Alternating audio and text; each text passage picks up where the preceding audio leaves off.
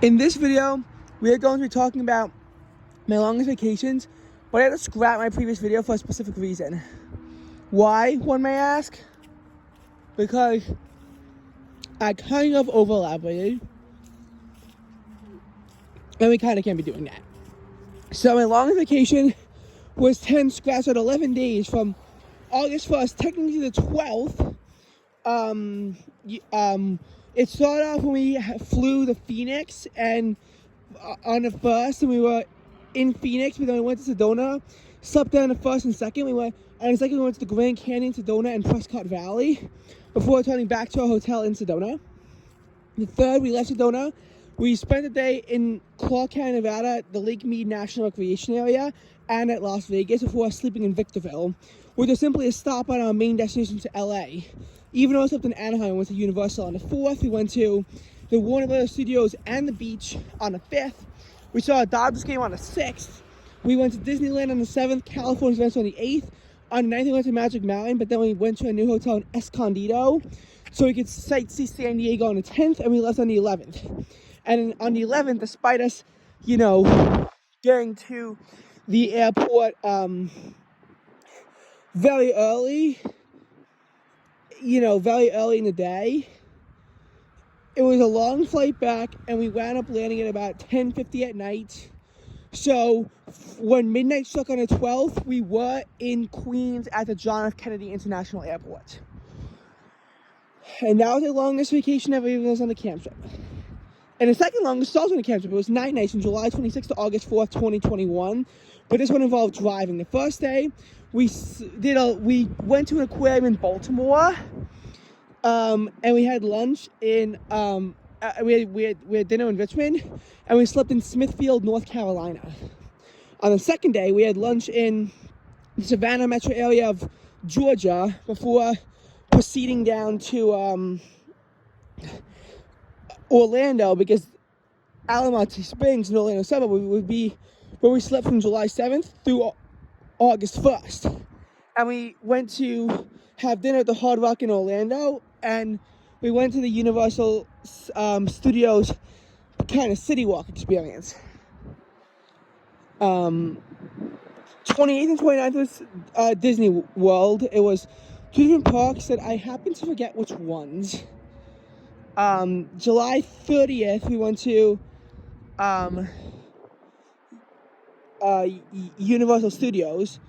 July 31st was mostly a rest day, like August 6th in our California trip. And we went to Disney Springs at night. August 1st, we finally left Alamo Springs. We went to the Kennedy Space Center in Cape Canaveral. We had dinner in Jacksonville, and we then proceeded all the way up to our hotel in Charleston.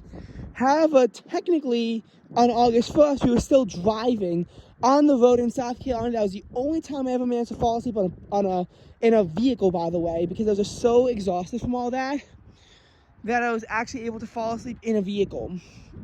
It was a dramatic experience of temperatures, because when the AC on our bus broke down, the temperature on the bus immediately rose up to 90 degrees, and humidity was very high. The heat index was in the 110s, although I don't think it was quite as bad as when I was in Iowa, but I still think it was pretty bad. And there was also no, insulation. At least when I was in Iowa, it was somewhat relieved by the fact that there was at least circulation, because there was at least some form of a breeze. Even though the breeze was very weak, it at least existed. Like, you could have not done any exercise, but you could have walked around in Iowa while we were there. I mean, it would be very bad to do it in the hottest part of the day, but I mean, in the city of Des Moines, there was no relief at night, and there was no relief at night there either. But that morning, the temperature in the morning did fall down to the upper 70s. Whereas on a bus, I think it did get a little bit cooler when it got down. We tried to open up a window. We got hit by a thunderstorm. We had to close it.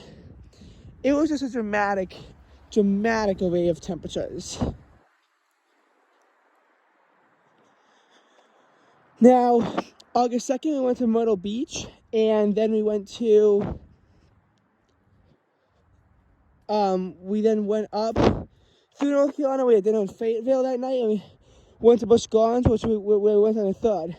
After it was very hot with heat indexes approaching 100 through Florida, Busch Gardens actually has this unusually chilly feel to it. This is only 77 degrees. Actually, it says 79 degrees.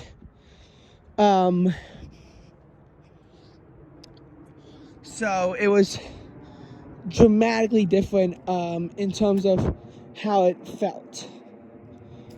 Now, as far as the last day, we went back to Baltimore for lunch, and we proceeded back home on August 4th. I know I took an 8-day vacation out to Florida either in 2008 or 2009 or 2010 or whenever.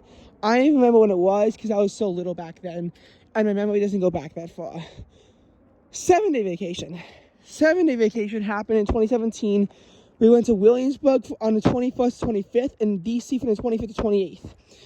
21st is obviously a day we drove all the way down to Williamsburg. The 22nd, we mostly went to Colonial Williamsburg.